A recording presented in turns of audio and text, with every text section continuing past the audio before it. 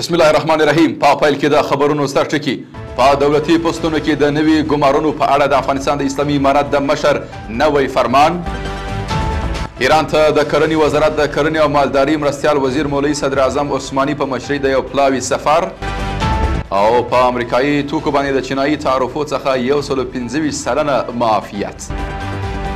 د لوی خدای په ثنا او ستاینې سره درنو لیدونکو سلام. د نن ورځ خبرونو ته ښه راغلاست. نن شنبه د 1404 کال د غوی میاشتې 6مه نیټه ده. زه محمد صادق فروتن یم. دا هم بشپړ خبرونه.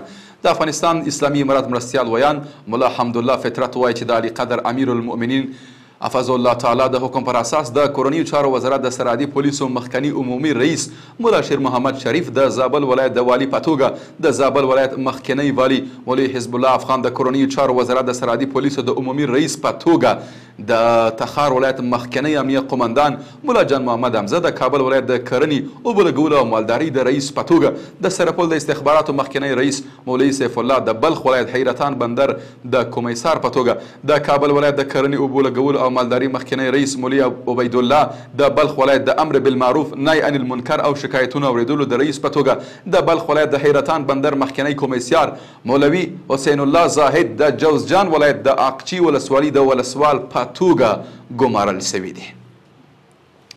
د کرنې اوبو لګولو او مالداري وزارت د کرنې او مالداري مرستیال مولوي صدر اعظم عثماني په مشرۍ پلاوي د ایران د صادراتي وړتیاو په 9 نړیوال نندارتون ایران ایکسپو کې د ګډون په موخه دې هیواد ته سفر وکړ.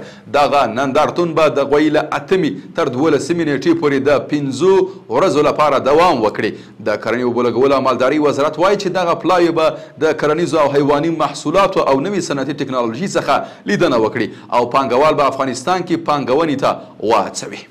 بل خبر کې د ریاست الوزرا اداري مرستیال مولوي عبدالسلام حنیفي فاریاب ولایت د سفر په ترڅ کې د دې ولایت د قیصار ولسوالۍ له علماو، قومي مشرانو، مجاهدینو، متنفذینو او مسؤلینو سره کتلي. په دې کتنه کې ښاغلي حنیفي د اسلامي نظام یووالی او امنیت د ټینګښت لپاره د قیصار ولسوالۍ د اوسیدونکو مبارزه ستایلې او له خلکو یې غوښتي چې له راستنېدونکو هیوادوالو سره په مرسته کې ونډه واخلي.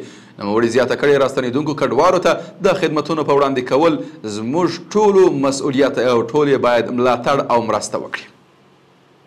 بل خبر کې د رویټرز د راپور پر اساس له تیرې ورځې څخه تر دې دمه د هند او پاکستان سرحدي ځواکونه ترمنځ نښته روانه ده. د هند اردو اعلان کړی چې په دې نښته کې ځواکونو ته مرګ ژوبله نه ده اوښتې او پاکستان هم تر دې دمه په دې اړه څه نه دي ویلي. په جموں او کشمیر کې پر سیلانیانو له برید وروسته د هند او پاکستان اړیکې ترنګلې شوي دي. او په پای کې د رویټرز د راپور پر بنسټ چین د امریکا پر ځینو وارداتو 125 سلنه تعرفه معاف کړي او له چیني شرکتونو یې غوښتي څو هغه وارداتي توکي په نښه کړي چې د تعرفي معافیت ته یې اړتیا لیدل کیږي. د بیجینګ او واشنګټن ترمنځ اړیکې وروسته له هغې ترنګلې شوي چې د یوه او بل پر وارداتي توکو یې درنې تعرفې ولګولې. خو د چین دغه ګام له امریکا سره په سوداګریزو اړیکو کې د بدلون ښکارندویي کوي.